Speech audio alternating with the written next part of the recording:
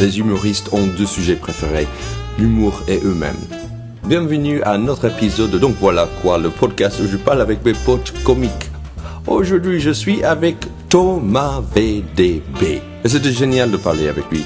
Pas seulement parce qu'on est tous les deux sur France Inter et vraiment j'adore les chroniques qu'il fait, c'est aussi parce que je venais de voir son spectacle juste avant. Il a joué pour le Paname Comedy Festival au Petit Palais des Glaces. Et vraiment, c'était son spectacle. Thomas VDB chante Daft Punk. Et j'étais vraiment mort de rire, comme les Français disent. Et le fait de voir son spectacle, ça a juste confirmé que Thomas VDB est drôle. Il est juste drôle. J'ai l'impression qu'il peut tout dire, c'est drôle. Et on voit ça dans ses chroniques, sur scène. Tout de suite, t'as envie de rigoler avec lui. C'est le genre de comique qui te fait rire. Et tu dis dans ta tête n'importe quoi. Ou mais il est fou. Mais tu n'arrives pas à t'empêcher à rire. Parce que c'est juste énorme. Et il ose sur scène. Et donc, chapeau. Donc, j'avais très hâte de parler avec lui. Donc, j'ai acheté un petit paquet de granola cookies au pépi chocolat. Et on a eu une bonne discussion autour de ce paquet de cookies. Voilà. Non, je savais pas que tu travaillais dans la musique. 7 ans? Ouais, j'étais en fait de 99 à 2005, j'étais journaliste dans un magazine de rock en fait. Quel magazine? Rocksound, c'est pas un truc c'est pas un rock cuptible. Non, c'est pas les inrecuptibles qui existent encore, Rocksound ça existe plus. C'était un mensuel de rock qui a hyper bien marché et donc j'étais dans ce magazine à un moment où ça marchait hyper bien et où c'était les dernières années du showbiz de la musique, enfin disons des maisons de disques qui marchaient bien encore, qui faisaient encore de l'argent. Ouais, avant Napster, avant. Exact. En fait, voilà, moi je me suis barré du magazine en 2005 parce que déjà je me lassais moi un peu même d'un boulot sur lequel je m'étais éclaté, que j'avais fait pendant 6 ans. Ouais. Mais aussi parce que je commençais à sentir que ça commençait à puer, qu'il y a un énorme truc qui allait changer, qui était Internet, qui allait. Ouais. Moi j'aimais bien aller sur YouTube et puis je continuais à m'émerveiller de l'email. Ouais. Tu vois, donc c'était trop tôt pour moi pour anticiper tous ces changements, tu vois, de comment le monde de la musique allait changer, tu vois, des médias et tout ça. Ouais, complètement. Voilà, moi je m'amusais de rencontrer des groupes, d'aller au concert, d'écouter de la musique. Et donc ton boulot c'était d'aller voir le concert. Après, tu écrivais une critique sur le concert ou sur un album ou quoi? Voilà, des chroniques de disques, tu vois, j'en ai fait des centaines, sinon des milliers. Des interviews de groupes, aller voir des concerts, chroniquer des concerts. C'est un boulot de rêve. Ah mais c'est un boulot de rêve. Et donc t'as voyagé, c'est comme ça que t'es allé aux États-Unis? Voilà, je suis allé pendant 6-7 ans, j'allais quasiment tous les mois aux États-Unis quoi. Donc c'était assez cool quoi. Donc à New York, à Boston.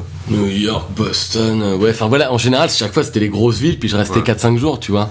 Des fois même c'était 2 jours, tu vois. Une fois je suis allé juste 24 heures à Los Angeles, donc tu vois c'est marrant de se dire tiens je suis allé 24 heures à Los Angeles, mais juste tu reviens t'es mort. Tu faisais partie du jet set en fait. T'as un peu l'impression d'être dans la jet set, mais en fait tu voyages en deuxième quand même, tu voyages en LA 24 heures c'est n'importe quoi. C'est n'importe quoi. Et en plus j'étais dégoûté, ça m'avait fait rater un concert. Non mais c'était surtout pendant ces 24 heures j'avais une limousine pour moi. Ah ouais. Un chauffeur avec limousine parce que on savait, je pense que j'étais le journaliste français qui venait sur un gros junket, hein, donc il y avait plein de journalistes qui venaient du monde entier. Ouais. Mais moi, la maison de disques française avait dit finalement il peut venir que tout seul, donc ils savaient que c'était un peu galère de me faire voyager tout seul. Donc exceptionnellement, je m'étais retrouvé en business. Donc en même temps, j'ai fait l'aller-retour en business. Donc c'est cool. C'était la première fois? Mais c'était pour aller non c'est pas la première fois, mais je me souviens c'était pour la sortie d'un tribute à un chanteur qui était mort, et donc je m'étais retrouvé, donc j'arrive à l'aéroport de Los Angeles direct, il y a un chauffeur en limousine qui vient me chercher, et il m'emmène dans un junket direct où je me retrouve avec tout le gratin du métal qui cartonnait à l'époque, qui était le néo-métal, tu vois, qu'on appelait donc de Limp Bizkit, Korn, Slipknot, Sepultura et tout, et il y avait les 30 groupes de métal dans un immense hangar avec plein de journalistes en train de les interviewer, et j'arrive de l'aéroport et on me balance là-dedans et on me dit vas-y et tout, et donc je suis là et je me souviens et donc du coup j'étais avec mon magnétophone et j'interviewais les mecs debout comme ça, un peu comme sur un événement, tu vas voir les gars comme une foire aux chanteurs de métal quoi, tu vois, un salon du chanteur de métal, et du coup je me promène comme ça dans tout ça, et d'un seul coup il y avait MTV qui était là, et tu vois, et je vois MTV qui arrive parce que j'étais en train de parler au chanteur de Sepultura à ce moment-là, et genre machin qui était en train de me filmer, faire mon interview pour Rocksound, parce que il y a un chanteur de métal qui donne sa réponse, vas-y, on va accueillir la réponse. Qu'est-ce qui s'est en train de se passer? Mais tu faisais tout ça en anglais? Oui, les interviews, je les faisais en anglais, ouais. Donc tu te débrouilles. Ouais, je me débrouillais. Je pense que je me débrouille mieux maintenant, bizarrement, mais c'était quoi? Tu voulais savoir quoi, en fait? C'était juste... En fait, tu veux rien... En fait, à la base, tu veux rien savoir quand t'es journaliste de rock. Franchement, moi, je me suis rendu compte d'un truc. C'est pour ça qu'en fait, je me suis peut-être lassé un petit peu plus vite de ce métier que je l'imaginais à la base, alors que c'est un métier dont j'ai rêvé. C'est qu'en fait, moi, j'ai passé, depuis gamin, j'écoute de la musique, c'est vraiment un truc très présent dans mon quotidien, on va dire, dans ma vie. Et donc, j'ai une énorme passion pour certains artistes de musique, par exemple, pour beaucoup d'artistes de musique, mais des passions vraiment, je vais pas dire dévorantes, mais des passions qui prennent de la place. Ouais. Et du coup, ce monde-là m'a fait rêver depuis tout gamin. Et, ce monde de rêve s'est transformé en je rêve, j'aimerais bien rencontrer ces mecs. Ouais. Alors qu'en fait, c'est un fantasme de gamin de me dire, en fait, je pense que gamin, c'était mon rêve de me dire, je rêverais d'être pote avec les mecs de Queen, par exemple, tu vois, qu'un de mes groupes. Tu vois, c'était mon rêve, j'étais là, putain, mais si ça pouvait arriver, ce serait le top, quoi, tu vois, je serais là, putain, mais ça va, les mecs sont là, putain, Thomas, on est trop content de te voir. Attends, mais t'as écouté de nouveaux morceaux, yes! Attendez, j'ai des granolas, des cookies, et tout. Et en fait, je rêvais de ça, gamin, mais en fait, très vite, en fait, quand tu deviens journaliste, tu te retrouves devant des gars et t'as envie de dire, ah, putain, mais c'est génial ce que tu fais. Le mec est là, ouais, merci. Ouais. Et en fait, t'es là, et en fait, ils sont où les granolas? Non, mais non seulement ça, mais surtout, tu te retrouves à devoir faire une interview. Et en fait, t'es là, et en fait, les trucs que tu veux savoir quand t'es fan de musique, ils n'ont pas plus à savoir, alors ton album, tu l'as enregistré quand, tu l'as fait où, tu vois, c'était quoi tes influences? Je te fais vraiment les questions pourries, classiques, quoi. Mais en fait, ça n'a pas plus, ces informations-là n'ont pas véritablement plus de valeur parce qu'elles te viennent de la bouche du musicien que quand je les lisais, quand j'étais ado, dans un magazine de musique. Et d'ailleurs, ça conservait ce rapport un peu sacré de, et du coup, je me suis retrouvé à rencontrer beaucoup des mecs que j'admirais vachement en musique.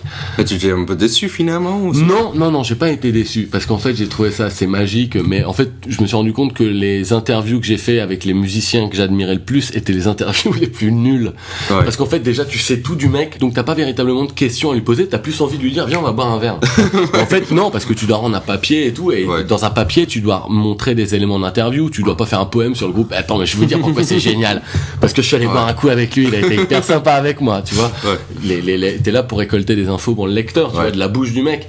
Mais donc des infos sur le disque, et donc lui, mais au bout d'un moment, tu vois, j'en ai fait 500 des interviews de groupe, et au bout d'un moment, je me suis rendu compte, déjà, je faisais beaucoup de théâtre à cette époque-là parce que je faisais aussi du théâtre de rue déjà que j'avais commencé à faire avant, enfin tu vois, parce que j'étais en Touraine avant et donc j'avais fait le conservatoire, j'avais fait du café-théâtre et tout, je faisais de la radio aussi, donc c'est ça, j'avais cette passion de la musique, j'étais là, est-ce que j'ai envie d'être acteur ou est-ce que j'ai envie d'être journaliste de musique? Puis j'ai fait cette partie journaliste de musique avec laquelle je me suis éclaté, puis donc maintenant je me dis, donc j'ai le temps de faire de la comédie, ce qui m'intéresse. Mais c'est intéressant, tu rêvais d'être le pote des stars ou de musiciens. Pourquoi tu rêvais pas d'être le rockstar lui-même? Ouais, mais ça c'est vraiment gamin, tu vois, que je me suis rendu compte, après j'ai décortiqué ça plus tard, je me suis rendu compte que j'avais un fantasme quand j'étais gamin, c'était d'être pote avec ces gens-là. Ouais. Et qu'en fait, tu te rends compte très vite que déjà t'es pas pote avec eux. Ouais. Et puis bon, si j'ai des potes musiciens, mais c'est parce que c'est des gens avec qui j'ai eu des affinités humaines. Ouais. Finalement, a posteriori, tu te rends compte de ça. Ouais. Tu vois, je suis pote avec aucun des musiciens dont je suis ultra fan. Ce serait pas possible d'ailleurs, je pense. Et donc du coup, je pense qu'il faut donc avoir quitté ce métier de journaliste de musique. En plus, c'est bien, ça m'a permis de retrouver ce truc, ce rapport un peu sacré que j'avais de fan avec la musique que j'adore. Ouais. Je vais moins dans les concerts, ça m'arrive de rencontrer des musiciens, mais bon, c'est plus mon but dans la vie du tout, tu vois, je m'en fous. Ouais. Je suis content de rencontrer, d'être dans un métier artistique, déjà, voilà, je m'épanouis là-dedans. Et donc ça le désir de monter sur scène avait un lien avec la musique? Non, parce que je suis quand même la musique, j'ai très vite, j'étais dans un groupe quand j'étais ado, mais j'étais chanteur. J'étais chanteur à défaut d'avoir mis au solfège ado, et donc j'ai cultivé cette frustration du musicien depuis toujours. Je sais que c'est con parce que tout le monde me dit mais il est jamais trop tard. Je pense qu'à un moment il y a un âge, il est trop tard. Oui. Au moins pour être un mec à l'agonie, j'aurais aimé jouer au piano. Il est jamais trop tard. S'il allait trop tard. Mais Et du coup, donc, je suis aujourd'hui encore même, je regrette de jamais m'être mis à la musique, mais je pense que même si aujourd'hui je maîtrise un instrument, qui je serais après toutes les blagues et tout que j'ai fait sur la musique pour faire un disque sérieux, et les gens diraient, hey, t'as écouté l'album de Thomas Pétain? Oh putain, on va bien se foutre de sa gueule.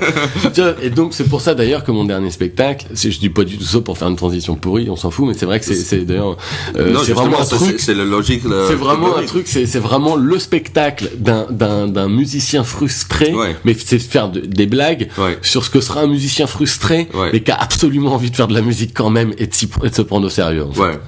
Mais c'est ça qui est tellement énorme, c'est que j'ai adoré justement tous ces...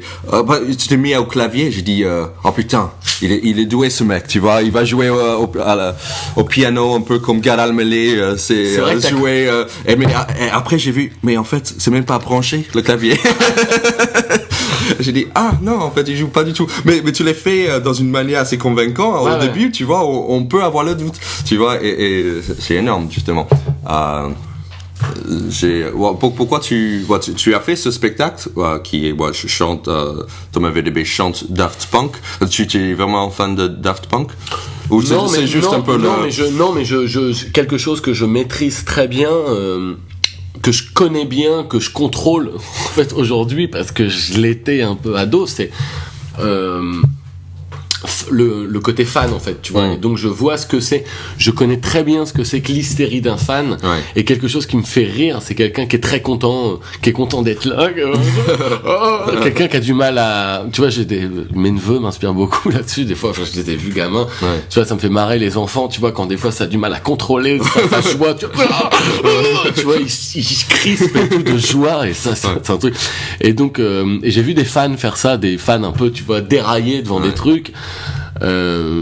J'ai vu l'état de transe dans lequel ça peut me mettre d'écouter certains trucs de musique, tout seul chez moi. Heureusement que personne n'est là pour être témoin de ces scènes. Mais et donc du coup, et de l'état de transe dans lequel peuvent se mettre certains musiciens quand ils jouent, et duquel si on prend un peu de distance, on peut se dire waouh, putain, si c'était pas pour de la musique, on trouverait ça ridicule de se déplacer comme ça. Et donc du coup, voilà, c'est utiliser plein de trucs que j'ai vus en musique, des trucs qui me font marrer, des trucs aussi quelques blagues qu'à la base, par exemple, je voulais mettre dans un spectacle de stand-up sur la musique, parce que je réfléchis à un autre spectacle de stand-up sur la musique, mais que j'avais, et que Kader Aoun, avec qui je travaille, m'a dit non, on peut les mettre un moment, parce que comme on voulait que ce soit un spectacle, un concert, comme on voulait que ce soit un concert, on s'est dit, il est aussi possible dans un concert qu'un mec entre deux morceaux, il dise le prochain morceau que je vais vous jouer, je vais vous le jouer parce que voilà, et à cause de ce qu'il commence à raconter, il se retrouve à raconter une anecdote. Donc du coup là-dedans, on s'est dit, on peut mettre aussi des blagues, un peu de stand-up autour de la musique, mais dans l'ensemble, c'est quand même ça reste quand même un concert, mais en fait, inspiré de tout ce que j'ai vu dans la musique aussi. Ce que je vois, c'était un personnage, tu joues quelqu'un, ton personnage est tellement bien défini, j'ai l'impression tu peux dire ce que tu veux, t'es drôle. Ton personnage est tellement bien défini, tu sors, mais c'est hilarant. J'ai rarement vu quelqu'un faire rire tout de suite. On était avec toi tout de suite. Je sais pas si tu le sens, je sais pas si c'était c'est cool. Parce que je sais pas où tu as joué avant. Alors tiens, mais ça il y a un truc qui est intéressant là-dessus, c'est que tu vois, je l'ai joué dans une petite salle qui est le Petit Palais des Glaces, où il y avait 150 personnes. C'était intime, il y avait pas mal du monde, et c'était vraiment typiquement le genre d'endroit où c'est hyper agréable de jouer un spectacle comme ça. Mais bon, moi j'aime bien les petits lieux. Enfin c'est cool, ça fait phrase de gars. Le gars, tu sais, j'imaginerais qu'un gars pour qui ça marche pas du tout dirait ça pour s'en sortir. Mais tu sais, moi j'ai toujours été un amoureux des petits lieux. Devant 3 personnes, ça c'est mon public. Parce qu'il y a une intimité intéressante. Non, mais en l'occurrence, un spectacle comme ça, c'est un spectacle. J'en parlais avec un pote qui est venu me voir dimanche justement à la sortie. Il me disait, et je lui disais putain, je me suis éclaté sur cette représentation parce que là je l'ai tourné. Et c'était kiffant, j'ai joué dans des endroits de 300-400 places en France et tout récemment.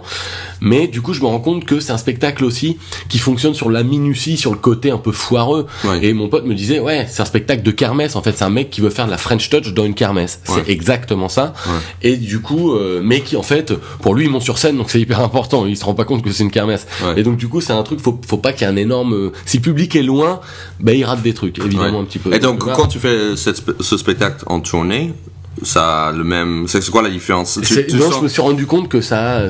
Tu perds le public un peu? Pas du tout, non, pas du tout, non. J'ai eu des dates de tournée, franchement, qui sont hyper bien passées, et franchement, même avec des publics plus disparates, des publics qui venaient me voir parce qu'ils m'avaient entendu sur France Inter, et que je les ai fait marrer sur France Inter. Ouais. Il y en a aussi qui sont venus me voir en Daft Punk et qui ont détesté le spectacle. Ouais. Parce qu'ils étaient rien compris. Non, mais c'est même pas ça, ils étaient là, mais c'est n'importe quoi. Il y a plein de gens, mais tu peux pas chanter là.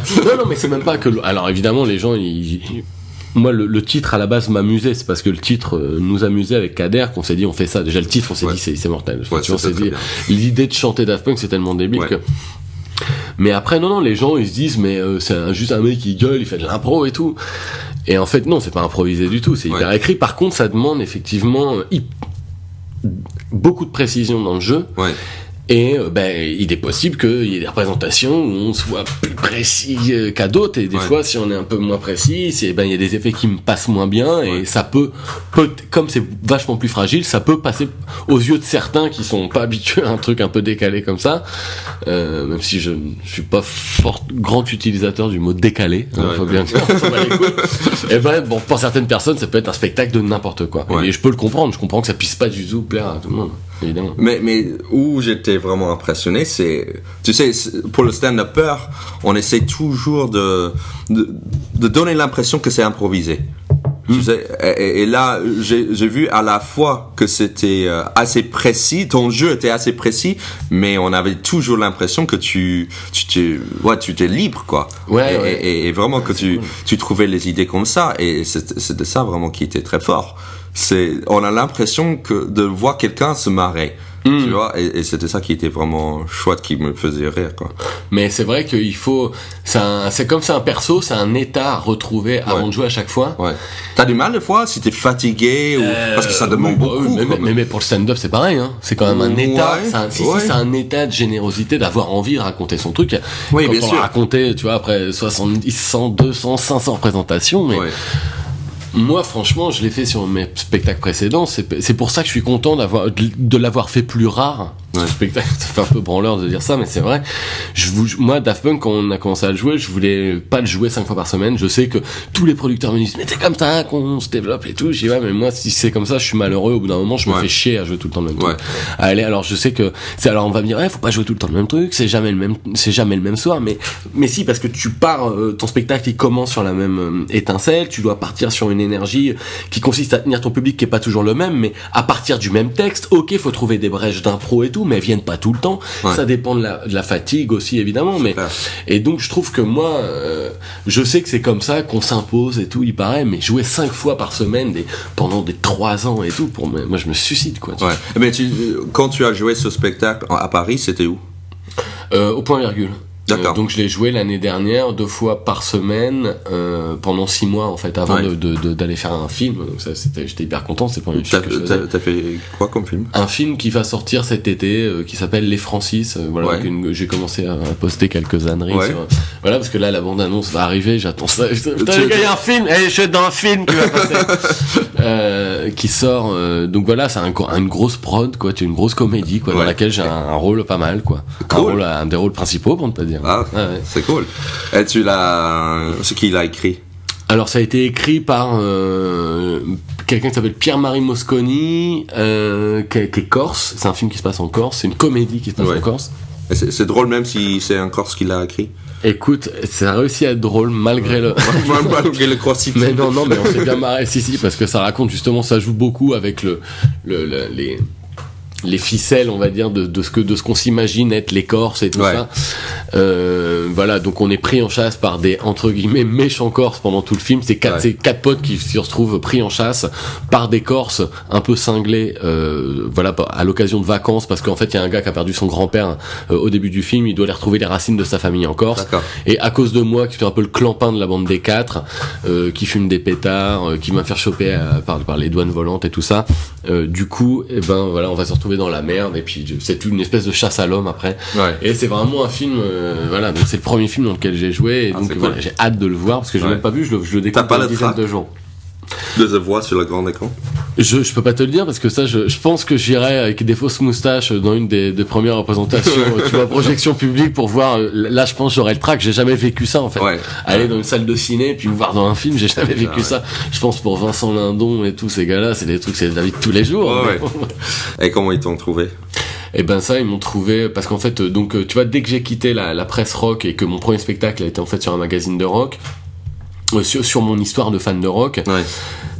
Très vite j'ai des gars qui étaient en fait des anciens d'une maison de disques qui avaient monté une boîte de production qui sont venus me voir parce que je les connaissais, ils travaillaient chez Sony avant et puis ils étaient maqués avec MTV, ils m'ont demandé de faire des petits modules qui ont été filmés chez moi, des pastilles un peu comiques, tu vois, qu'on filme chez soi comme tout le monde un peu fait beaucoup maintenant aujourd'hui. Et d'ailleurs c'est marrant parce que j'ai appris que Norman avait d'ailleurs dit moi je regardais depuis longtemps le boulot de Thomas VDB et tout, ça m'avait fait plaisir parce que il rend hommage parce qu'en fait moi je faisais des trucs dans ma chambre comme ça avec le webcam voilà, mais avant l'arrivée de la DSL. D'accord. Donc, tu vois, et puis j'ai pas poursuivi, tu vois, c'était un moment, je le faisais pour MTV, c'était des trucs sur la musique et tout ça. Ouais. Cette boîte de prod là, Seth Ferris, s'est retrouvée presque 7 ans plus tard à produire Les Kaira, le film, qui a cartonné il y a 2 ans. À la suite de quoi, ils ont eu plein d'ouvertures dans le ciné et tout pour développer d'autres films. Et puis eux, ils m'avaient dit il y a longtemps, Thomas, on va faire du cinéma et tout. J'étais les gars, c'est cool. Et puis ils m'ont rappelé, ils m'ont dit Thomas, on a un film après Les Kaira, voilà, on veut le faire avec toi. Et puis même pas de casting, ils m'ont donné le rôle, qui est un des rôles principaux. Alors je vais vous rendre hommage à Seth Ferris, vous faire des gros bisous à tous les 5. C'est cool. Et bon, ton parcours en comédien, donc t'as commencé. Tu étais petit quand la première fois que tu es monté sur scène, c'était quoi, une pièce de théâtre au lycée ou c'était comme tout le monde quoi. Le bourgeois gentilhomme dans le truc de relou, qu'aujourd'hui c'était du café théâtre mais finalement, tu sais, le théâtre classique, en fait, ça a jamais été ma grande passion non plus. Enfin, tu vois, Molière, tout le monde dit, attends, tu vas pas dire ça de Molière? Non, si, Molière, c'est bien. Si, je veux dire. Mais j'ai fait, par exemple, le conservatoire de région à Tours. Ouais. Je suis pas allé au bout parce que je m'ennuyais, en fait. J'ai quitté parce que je comprenais pas vraiment ce que je faisais là. Enfin, t'as grandi là-bas? J'ai grandi jusqu'à 14 ans en Normandie, et ensuite en Touraine, à Chinon et Tours, enfin, la vallée de la Loire. Ouais. Et dans la vallée de la Loire, j'étais vraiment dans une vallée, riante vallée, et ma maison était sur la flanc de colline de la vallée. T'avais un cheval? J'avais un âne, j'allais à l'école en âne, et puis... non, et donc, voilà, en Touraine, j'ai fait le conservatoire quand j'étais à Tours, mais je me suis barré parce que, voilà, en fait, tu vois, qu'est-ce qu'on m'avait fait faire comme scène de théâtre classique? Je peux pas ce jour-là parce que j'ai un rendez-vous de dentiste. Je pourrais pas venir à la répétition. Quelque chose que j'ai senti dans ton spectacle, et j'ai l'impression que tu te moques des gens qui se prennent trop au sérieux. Et donc, quelque part, peut-être tu pourrais pas faire ça parce que tu te voyais en disant, mais non, je peux pas. C'est trop ridicule. Je suis tout à fait d'accord avec ce que tu dis, mais en même temps, je trouve que ça fait...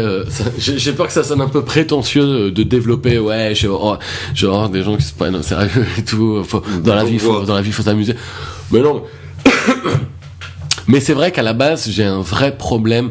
Par exemple, quand je me fais engueuler, je peux rigoler. Ouais. Parce que je suis précipité dans se faire engueuler, c'est être précipité dans un univers de gravité, alors que des fois, t'as rien demandé, quoi. Ouais.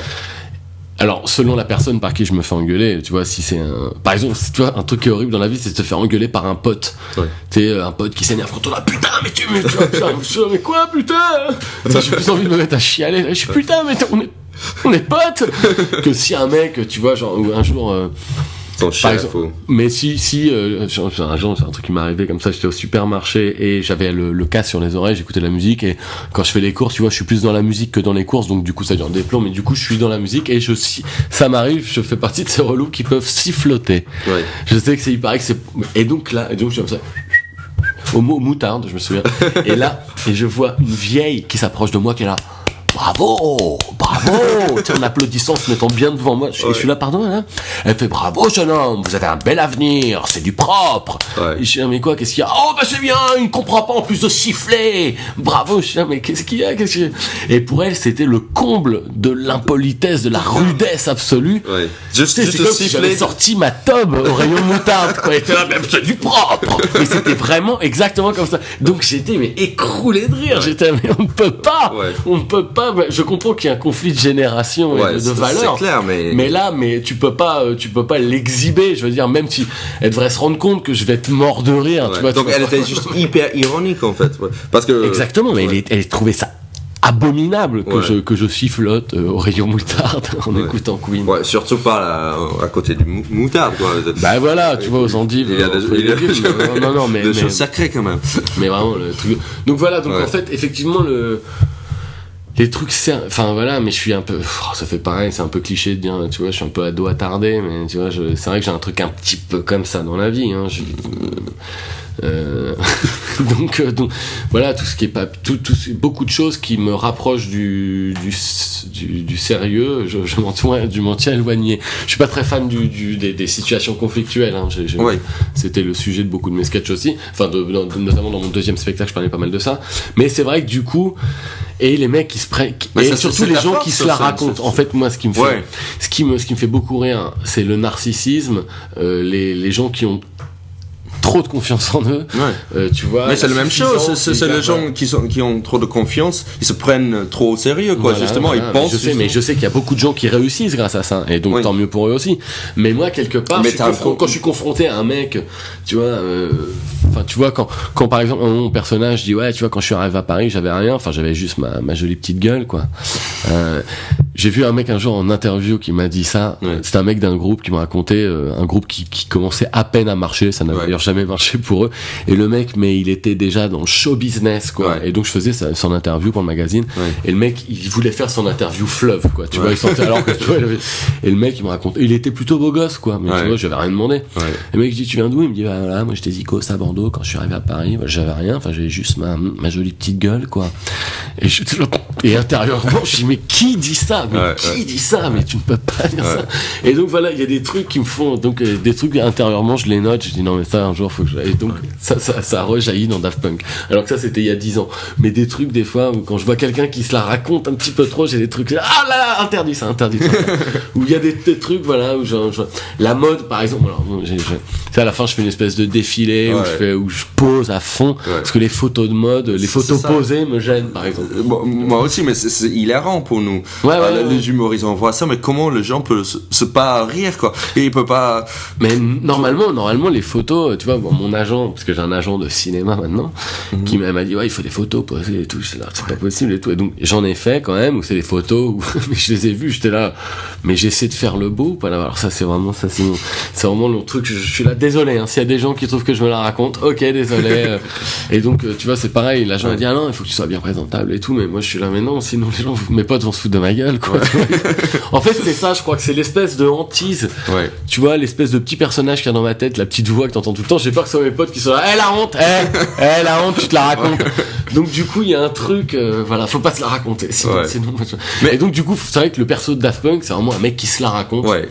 Mais c'est très réussi. Mais quelque part, quand on parle de la confiance, pour réussir ton personnage, il faut une confiance que t'as. Ton personnage marche parce que tu vas à fond.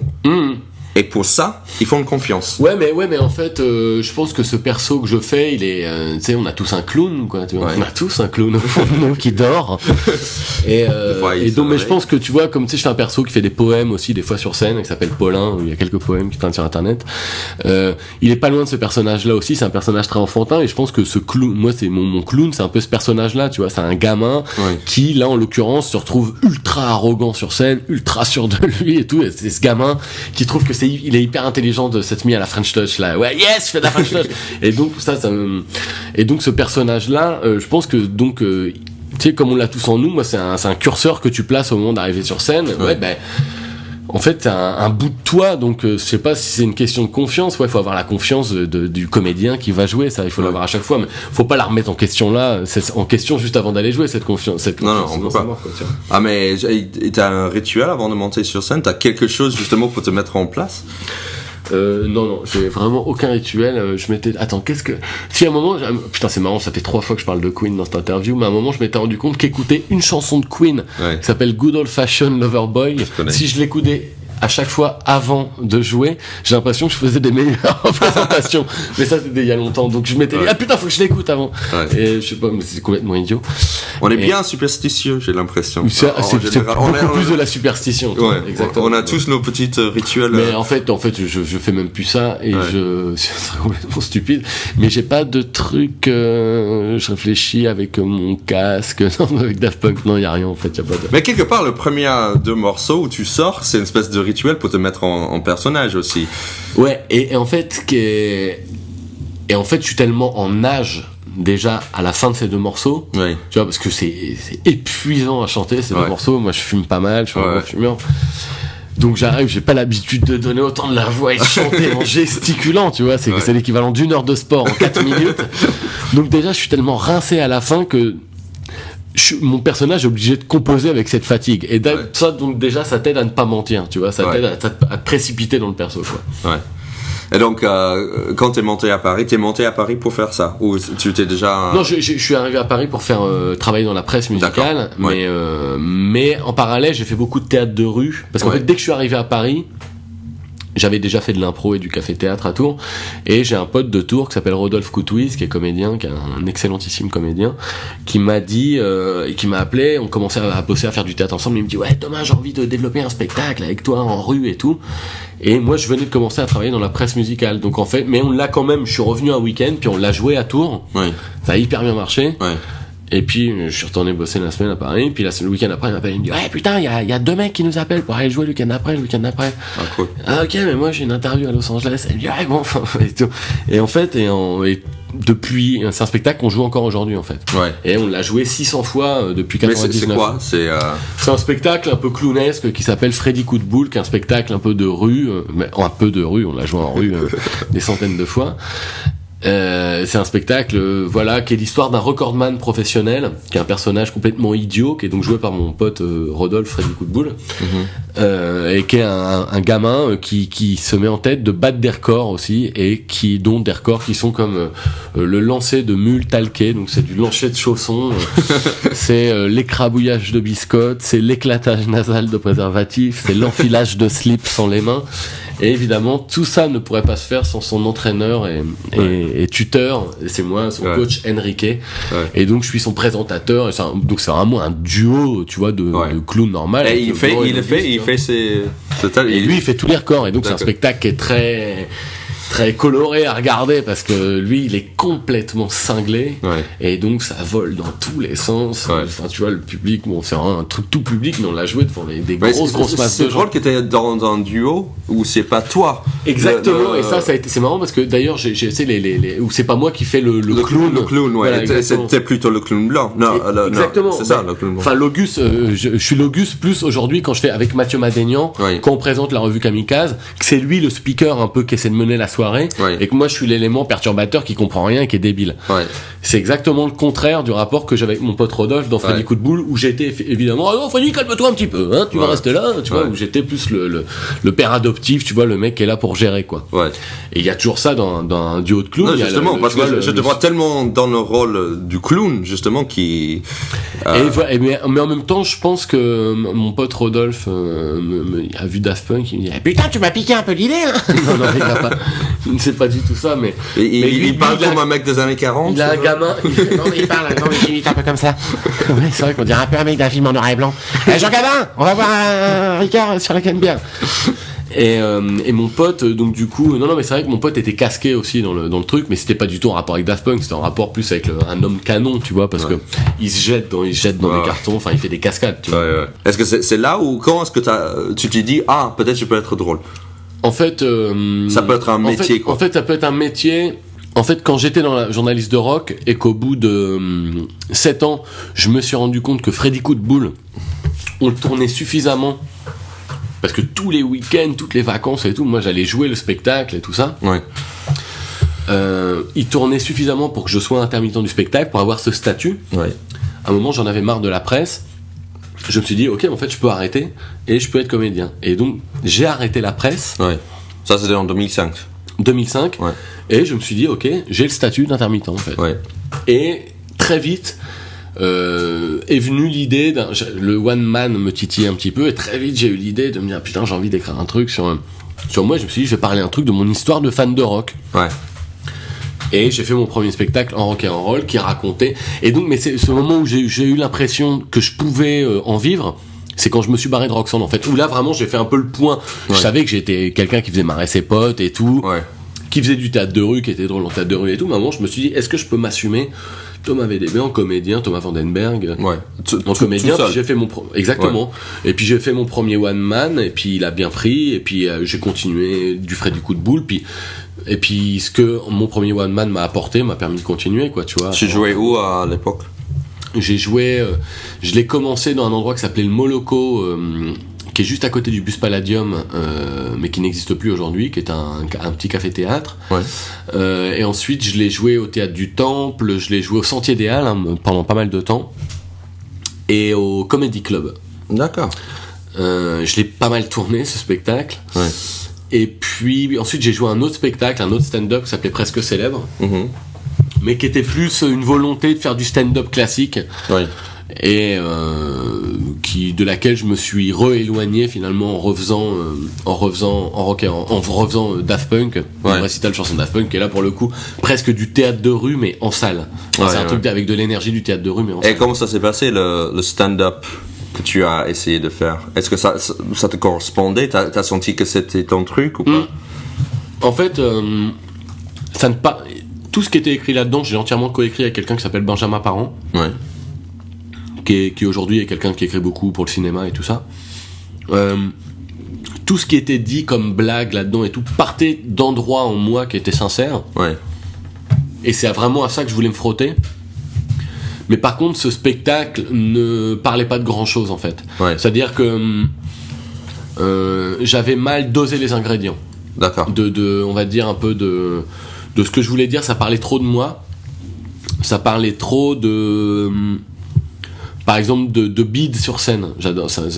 Tu as parlé des bides sur scène. Il y a une demi-heure de mon spectacle qui racontait, mais des fois sur plusieurs dizaines, une demi-heure de spectacle, quasiment qui racontait que des bides. Ouais. Donc franchement, ça faisait vachement marrer. Mais les bides sont drôles. Les bides sont drôles, et même j'avais des sketchs autour de ces bides qui étaient drôles. Mais c'est pas très difficile de faire rire avec ça en fait. Ouais. Et donc du coup les gens sortent d'un spectacle en disant c'est bien marré, mais c'est difficilement un spectacle dont ils gardent un souvenir percutant quoi. Ouais. T'as une histoire, t'as une anecdote d'un bide en particulier? J'en ai un marrant. Ça s'est passé il y a 2 ans. Donc en fait ce qui est marrant, c'est que d'ailleurs je l'ai vécu avec ce spectacle là. Ouais. Donc tu fais un bide. Chante Daft Punk. Non, avec le spectacle dans lequel je racontais les bides. Ok, ouais, d'accord. Tu fais un bide devant des gens en racontant des bides. Ouais. Et ce public était composé de Lilian Thuram, Guy Forget, tout en fait grosso modo. On m'avait demandé d'aller jouer dans un truc qui s'appelle les Étoiles du Sport, qui est grosso modo une compétition de ski organisée à Megève ou je sais plus, dans une station de ski hyper chic. La station est fermée, elle n'est ouverte que pour les 200 meilleurs sportifs français, tu vois, des JO, et puis les juniors. Ouais. Et en fait, donc grosso modo, t'as 300 sportifs qui sont dans un immense hôtel de luxe. Ouais. Et puis il y a des compètes de sport organisées avec des champions de ski et tout machin, mais que des compètes autour du ski, mais ils sont entre eux. C'est un truc un peu sponsor par les marques et tout, ils ont des t-shirts gratuits de marque, je sais pas quoi. Ouais. Et un spectacle. Attends, on va appeler. Donc tous les ans ils appellent quelqu'un pour y aller. Ouais. Et puis et je me retrouve là-bas. Oh là, celui-là il est atomique, il est ouf ce bide. Et du coup et donc une meuf m'appelle, elle me dit ouais tu vas aller jouer là-bas et tout. Je dis ouais écoute bon, et je me retrouve à aller jouer là-bas. Et j'arrive et je vois l'endroit, en fait tu joues dans une salle qui ressemble un peu à la salle d'un casino, tu vois, c'est-à-dire c'est ouvert, le bar est à côté, c'est-à-dire le bar est accessible pendant que tu joues dans la salle et tout chelou. Ouais. Donc les gens se lèvent pour... Mais c'était ultra people, c'est-à-dire que dans l'orga, il y avait Manu Katché qui était là. Tu vois qui c'est Manu Katché, qui est un batteur, qui a été dans la Nouvelle Star, il était jury dans la Nouvelle Star, là, une des émissions de machin, et il a été batteur de gens mythiques, tu vois, il était batteur pour Sting. Ah d'accord.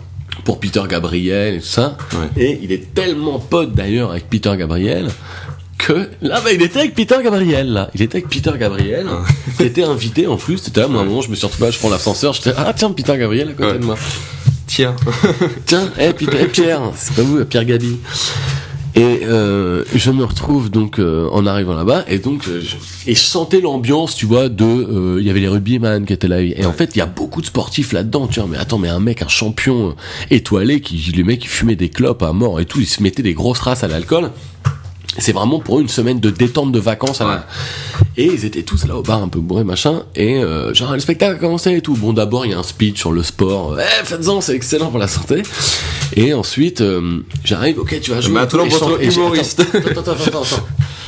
J'étais sur le bord de la scène et là on vient me dire ok, tu vas y aller et tout, et j'étais en train de me dire putain, il va être hyper dur à accueillir quoi, tu vois, parce qu'en plus j'étais là puis je sais pas, je ferais plus que j'y aille en impro et tout, mais je le sentais pas, c'était un peu, tu vois, bon, j'avais que des blagues sur le sport, mais comme je suis pas très sportif, j'avais que des blagues qui vannent un peu le concept même de faire du sport, ça c'est pas, et donc c'était pas le bon public pour faire ça, tu vois. Et j'arrive comme ça, et je me dis, on va y aller. Et puis là, quelqu'un me dit, attends. Non, en fait, attends. On décale de 20 minutes. Ah, d'accord, ok. Ah, pourquoi? Parce qu'il y a Peter Gabriel, il vient d'accepter de jouer, en fait. Ah, d'accord. Okay.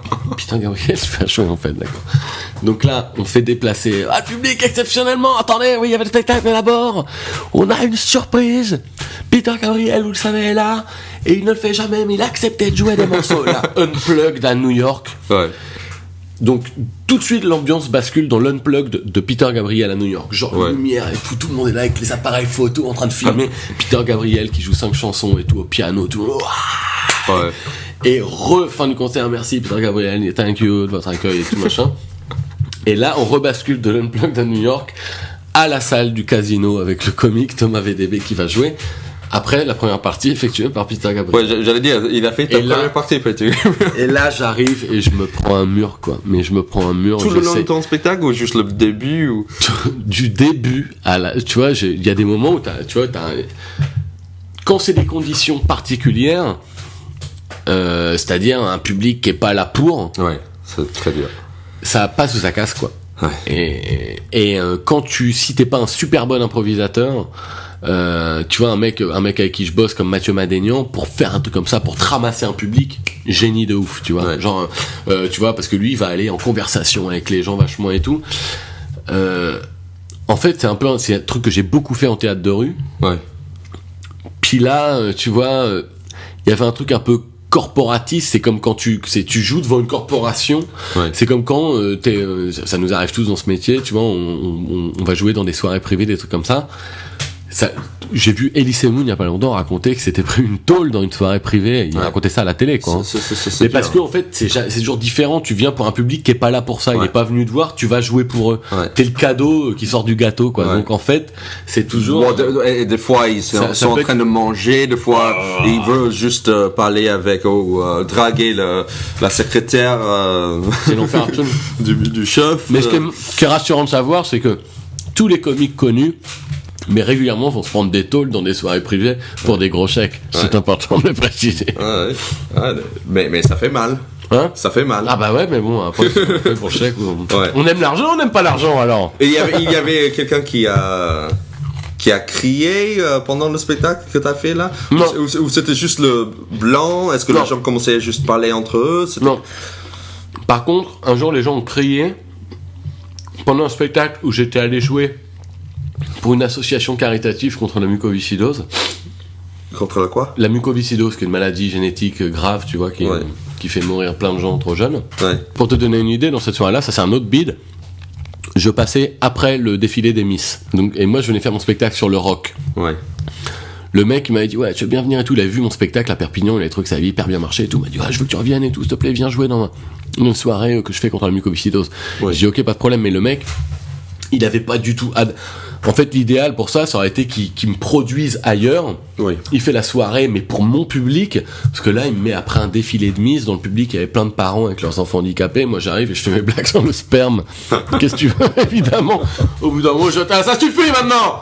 Ouais. Je suis là, mais je viens jouer bénévolement, madame. Tout ce sperme, c'est un sperme d'amour. Non, mais tu vois, mais. Ah oui. Non, mais en l'occurrence, c'est pas des blagues sur le sperme, mais c'est des trucs. Mais t'as pas pensé à modifier ou tu pouvais pas en fait? Mais je dis des blagues sur le sperme, mais tu vois, c'était des blagues sur Def Leppard et sur, tu vois, c'était mon spectacle sur le rock. Tu vois, c'est une super mauvaise idée de casting. En fait, les erreurs de casting, quand tu fais des spectacles un peu pointus, faut faire hyper gaffe où tu vas jouer, quoi. Parce que Daft Punk ou spectacle sur le rock, il y a plein d'endroits où c'est pas adapté en fait. Tu vois. Est-ce que t'as l'impression que ton public est trop ciblé? Parce que tu parles de la musique, déjà la musique, on a des goûts très différents. Par exemple, les gens qui ont plus de 50 ans, je sais pas à quel point ils connaissent Daft Punk, par exemple, tu vois, déjà. C'est hyper sympa de ta part parce que j'ai vu que t'as prolongé ta question jusqu'à ce que je termine d'avoir croqué le bout de cookie que je venais manger. Bravo, t'as hyper bien géré ta question. Non mais évidemment, non, je constate que le public qui se marre le plus à mes concerts, Lapsus. qui se marre à mes concerts, on peut le dire comme ça. Qu'est-ce qu'on a dansé à ce spectacle de comédie, enfin, tu vois, genre, on est allé voir le One Man de Gad Elmaleh, on a dansé. C'est le public qui ressemble à des publics. En fait, le public. Quand je vais jouer aujourd'hui dans des salles de rock, parce qu'il y a plein de salles de musique qui me programment comme un spectacle de comédie pour leur public de fans de musique. Et en fait, je suis... et donc ça, c'est le public qui comprend le mieux ce que je fais. Le public des fans de musique. Mais qui après, il y a plein de mecs qui n'aiment pas que je fasse des blagues dès que je parle de leur groupe préféré ou de leur genre de musique, tu vois, même sur le rock, tu vois, je me moquais de plein de groupes et tout. Ouais, comme si tu moquais de leur mère, quoi. Un petit peu, il y a des... mais dans l'ensemble, le public des fans des musiques est quand même celui qui est le plus réceptif. Je vais dire 18-50 ans, quoi. Après, voilà, dès que je parle il y a plein de groupes ou de trucs quand j'en parle. Mais après, tu vois, ce que je fais sur France Inter, ça plaît... plein de gens. Je pense à plus de gens, tu vois. Mais là, c'est plus spécifiquement sur mes spectacles. C'est vrai que si on a cette sensibilité de fan de la musique, on est plus à même forcément de rentrer dans l'univers. On risque de comprendre plus de choses. Ça veut pas dire que on va rien comprendre si on n'est pas fan de musique, mais il y a plus de choses qui vont passer, quoi. Et la radio, comment ça s'est passé quand t'as trouvé? C'est quelqu'un qui t'a trouvé ou c'était c'était l'assistant de Stéphane Bern à l'époque qui m'a vu quand Stéphane Bern il animait le Fou du Roi à France Inter. Il m'avait vu jouer mon spectacle sur le rock et puis je faisais des chroniques au Move à l'époque sur la musique déjà un peu après l'expérience un peu drôle. Oui, sur des anecdotes sur l'histoire du rock et tout ça, mais essayer de raconter ça et de le faire de façon marrante. Mais du coup, ça avait là, j'étais complètement ailleurs du clown que je fais dans Daft Punk. Là, tu vois, c'est plus un peu le côté journaliste rigolo. Tu vois, le mec qui a un deuxième degré. Voilà, qui raconte ses histoires de façon marrante, c'est trouver l'anecdote un peu façon marrante. Qu'est-ce qu'il va y avoir à jouer de marrant dans ce truc-là? C'est aussi un boulot d'auteur, un peu de trouver des trucs rigolos à faire, en fait, tu vois. C'est pas que un boulot de journaliste, mais ça devait ressembler à du journalisme marrant à la radio, disons, tu vois.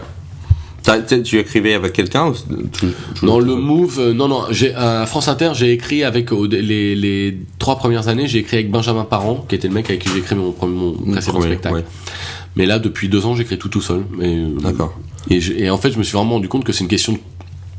on en parlait tout à l'heure, mais de confiance un peu à trouver pour écrire et pour trouver les idées, tu vois. C'est-à-dire qu'il y a 5 ans, je sortais d'une chronique de France Inter, j'étais presque déjà angoissé de penser à celle de la semaine suivante. Alors que maintenant, j'y pense très naturellement la veille. En me disant et en fait sans me mettre aucun stress et en me disant ça va être cool d'écrire ce truc là, je vais trouver au pire si j'ai rien à dire je mettrai de la merde et je la dirai de façon marrante. Mais c'était ça qui était mais bon, mais c'est dur après mais dès que ça devient dur et dès que t'as une impression de page blanche, c'est cata, quoi. Mais donc voilà, je peux m'enlever ce stress et voilà ça. Oui, mais justement la dernière fois qu'on a fait la mission ensemble, tu m'as dit je suis dans la merde, j'ai trouvé cette idée la veille et tu as cartonné.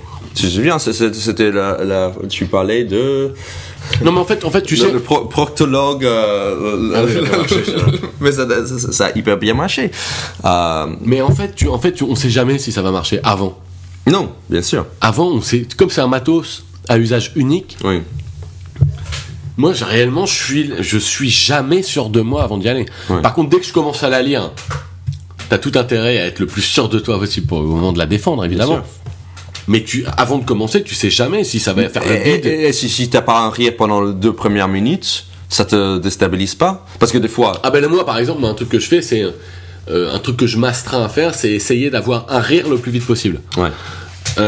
Donc c'est en général dans le bonjour, tu vois, pour faire comprendre la raison pour laquelle t'es là, tu vois, c'est-à-dire... Et te donner un peu de confiance, ou c'est quoi? Non, c'est surtout... oui, c'est tout ça, quoi.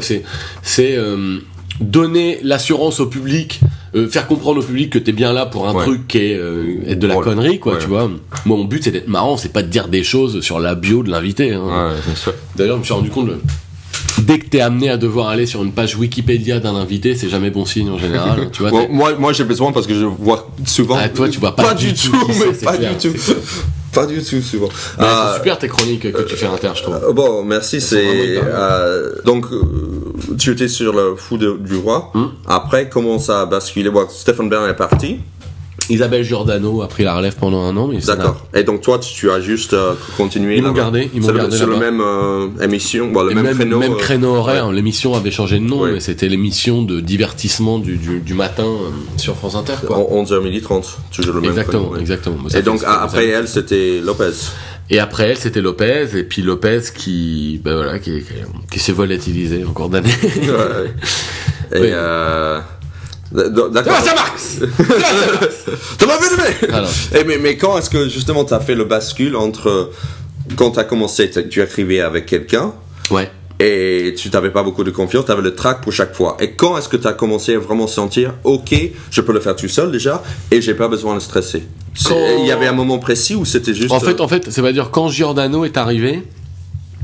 C'est-à-dire qu'en fait, faut savoir quand Bern y était sympa, mais des fois il se mettait pas complètement à l'aise systématiquement, tu vois, peut-être ses petites humeurs, machin et tout.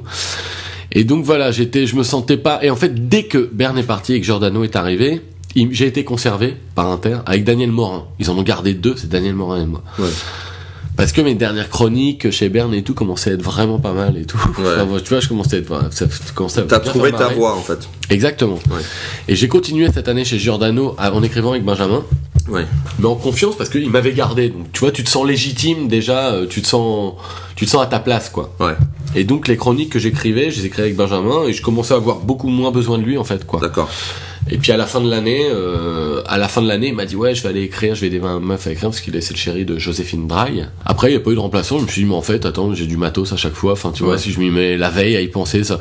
En fait, ce que je fais, c'est que l'avant-veille, je commence à me dire, à y réfléchir un peu. Mais tu vois, je fais mes trucs dans ma journée. Puis quand j'ai 2 minutes, je pense au sujet. Puis je me dis tiens, c'est quoi les conneries qui me viennent en tête là. Ouais. Et puis voilà. Et puis la veille, fin d'après-midi, je me mets devant l'ordi puis je rédige un truc.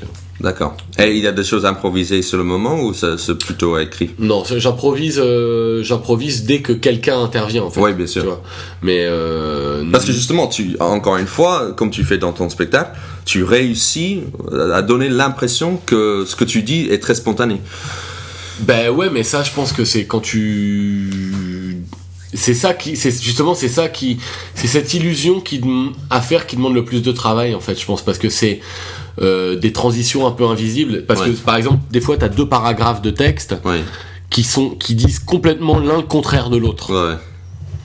Mais t'as une blague qui dit un verre ça va, 3 verres, bonjour les dégâts, puis t'as une autre blague qui dit jamais 203. Mais en fait tu vois, donc t'as 2 blagues qui disent, et t'as envie de les faire passer les 2 parce que les 2 sont marrantes.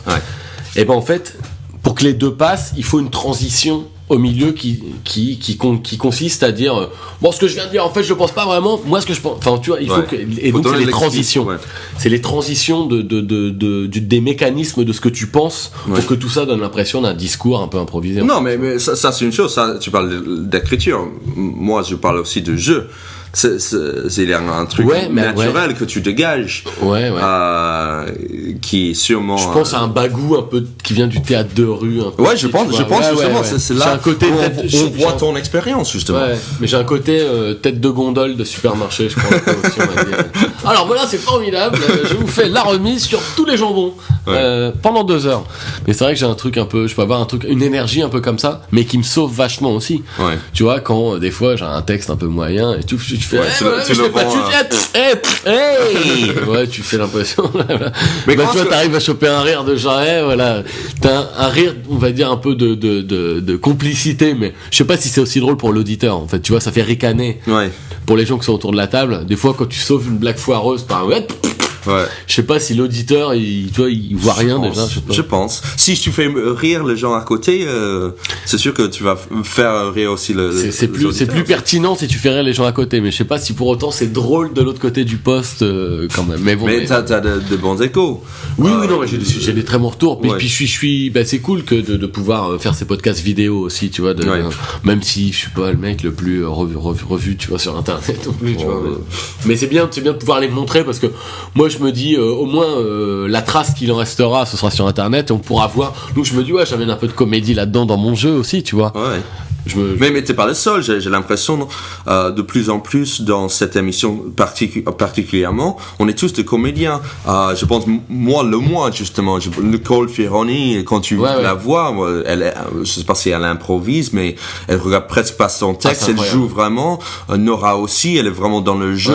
On est tous beaucoup dans le jeu. J'ai l'impression qu'il y a une tendance de plus en plus de jouer sa chronique au lieu de juste le réciter.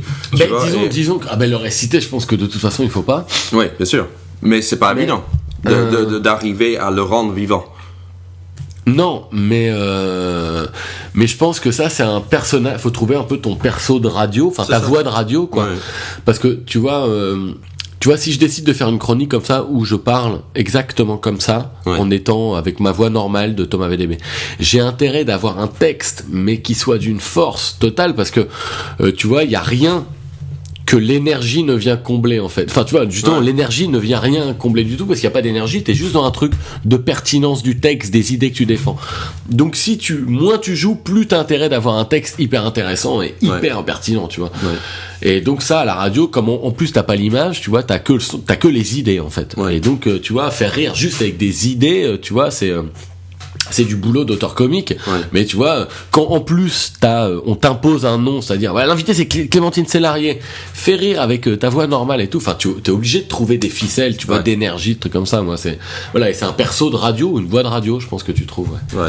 Et t'as défini ce personnage quand? Il y avait c'est à peu près le même moment où tu t'es. Non, je pense que c'est un perso que j'ai depuis longtemps, mais que j'ai mis du temps à faire exister bien en radio, par exemple. Tu vois, peut-être que en fait ce qu'on cherche tous c'est notre aisance totale. Ouais, c'est ça. Et en fait je l'ai déjà senti moi d'autres fois il y a 10 ans quand je jouais l'aisance totale. Ouais. Mais après l'expérience, tu veux qu'elle t'amène le fait de la ressentir le plus souvent possible, tu vois, l'aisance totale. C'est ça que t'amène l'expérience en fait. Ouais. Mais ça arrive, tu vois. Et donc il y a longtemps ça m'est arrivé donc maintenant voilà, j'ai l'impression d'être plus régulièrement bon en fait, et donc du coup, mais en fait je l'avais déjà trouvé ce truc là, mais après tu maîtrises pas toutes les ficelles, des fois tu fais le beat, des fois ça marche moyen. Donc de plus en plus tu te sens à... ce personnage que je fais à la radio qui marche, il est proche de celui que j'avais il y a 10 ans quand de temps en temps je faisais un truc mortel en fait, tu vois, c'est ça que je veux dire. Ouais, je vois. Tu fais quoi avec tes semaines? Écoute, j'ai eu ces derniers temps, déjà j'écris avec Kader Aoun et Mathieu Madénian pour un projet de film qu'on a. Ça fait longtemps qu'on tourne autour d'une idée, mais là il semblerait qu'on ait enfin trouvé un truc là depuis 3 semaines qui est vraiment concret. Ouais. Et puis j'ai eu pas mal de trucs avec tous les gens d'internet en fait, tu vois, qui sont les youtubeurs qui font des vidéos. Je t'ai vu dans un. Je suis apparu dans à peu près les vidéos de tout le monde, de Golden Moustache, tuto Norman et sur Icat et Bat et Gaël et compagnie. Et Golden Moustache ça m'a demandé de travailler sur certaines vidéos avec eux. Alors donc en ce moment, entre l'écriture de nouvelles choses pour mon spectacle que je vais tester assez régulièrement au Paname d'ailleurs aussi,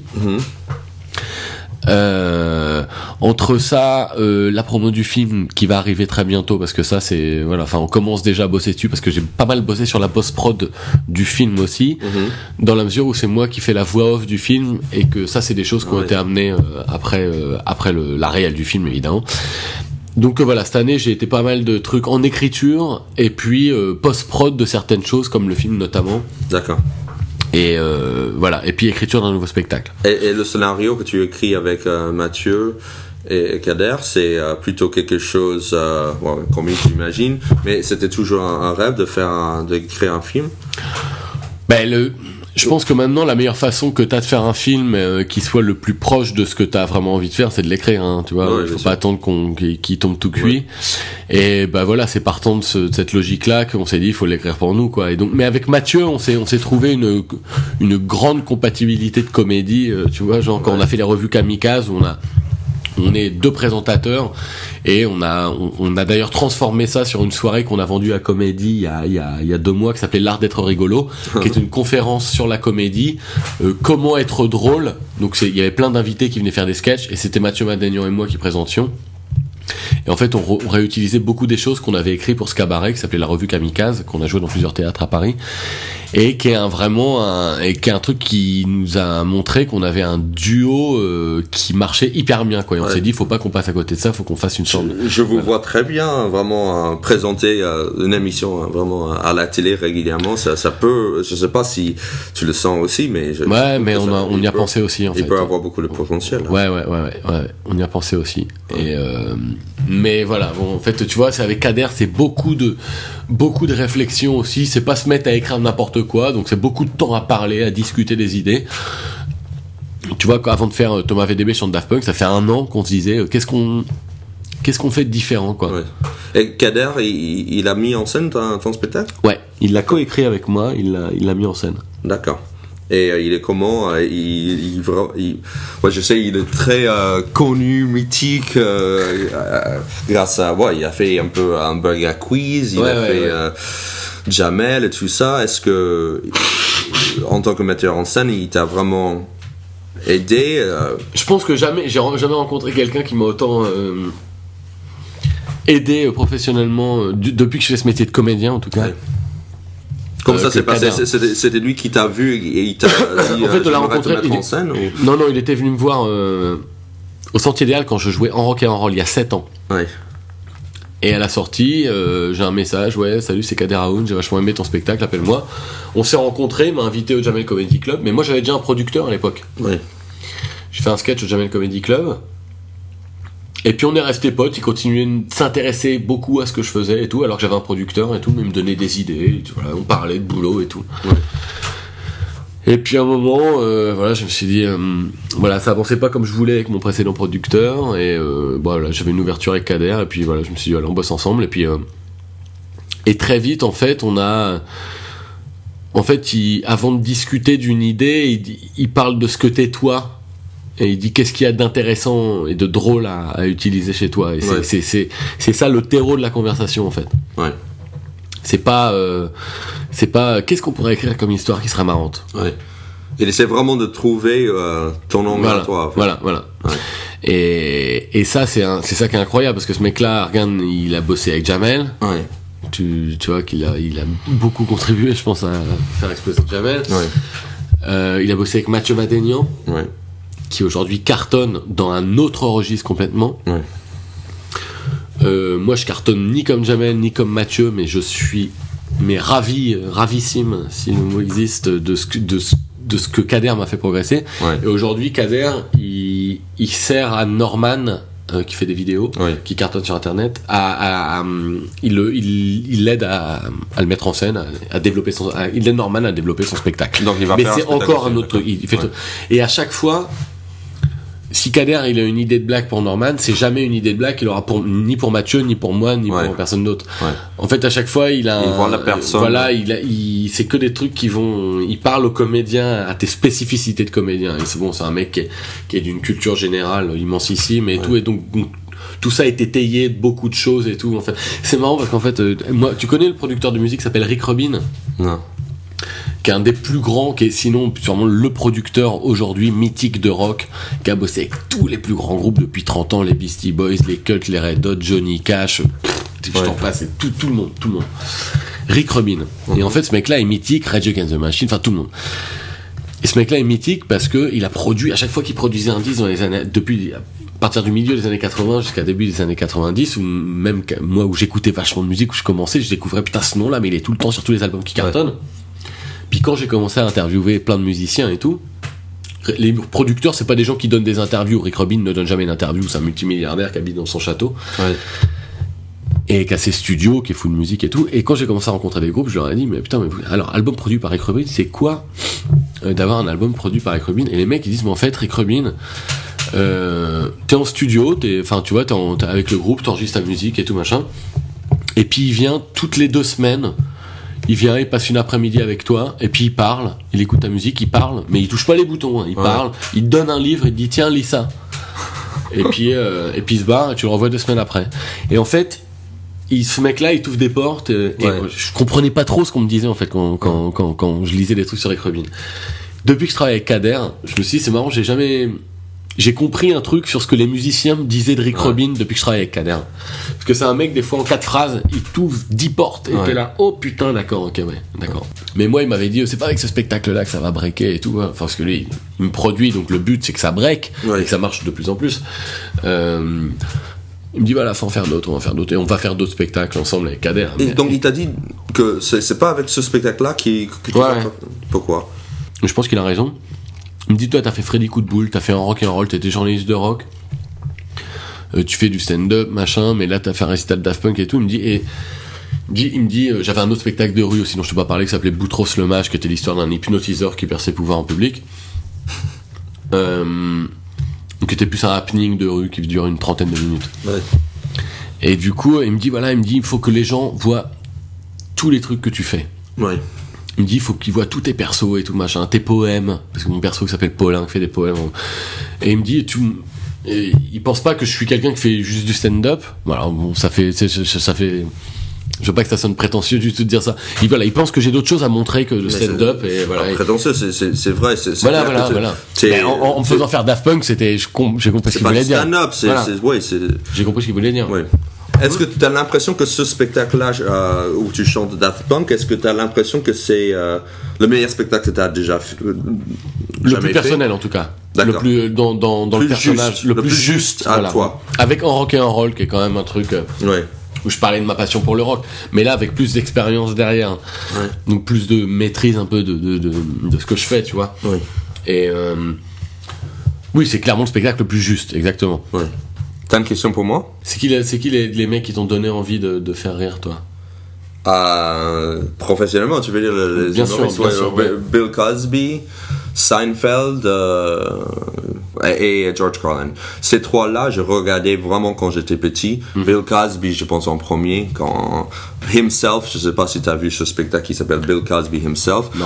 Il est sorti en 84, tu vois, et je pense que je l'ai vu quand j'avais genre 6 ans, 7 ans, quoi, tu vois, et donc en fait, c'était peu après ce spectacle-là qu'il a fait le sitcom. Et déjà la graine du sitcom est déjà dans son spectacle. Louis aujourd'hui. Oui, bien sûr, ou comme Seinfeld, on voit dans son stand-up avant qu'il a fait le sitcom, on voit la graine, quoi. Mais c'est marrant parce que Seinfeld, moi, tu vois, j'ai autant la série j'aimais bien et tout, mais j'ai jamais été fan du comédien, moi. J'ai découvert Seinfeld à travers la série. Ouais. Donc là il faut comprendre que j'avais 12 ans, quoi. Donc maintenant Seinfeld c'est pas forcément en fait ce que j'aime dans Seinfeld, c'est Larry David, moi. C'est Larry David que j'aime dans Seinfeld. Ouais. Tout ce qu'il y a derrière Seinfeld que j'aime.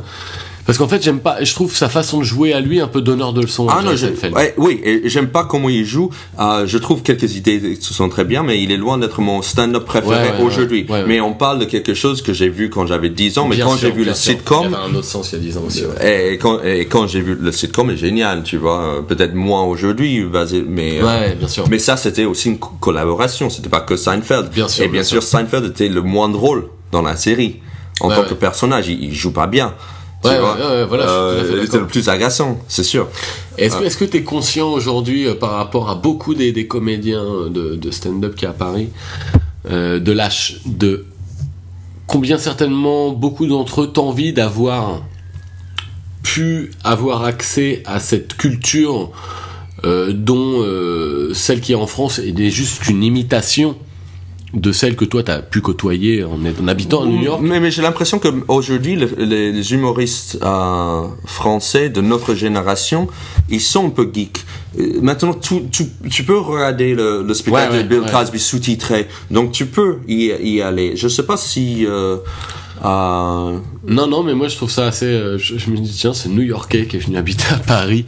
Je me dis, mais ça, en même temps, c'est bien parce que je trouve que comme en plus tu maîtrises hyper bien la langue, t'as vraiment un truc à développer avec cette personnalité, quoi, tu vois, et qui, je trouve, à la radio passe hyper bien. Parce qu'à chaque fois, tu repars de ça. Non, mais par exemple, à la radio, je suis frustré parce que ça reste trop récité.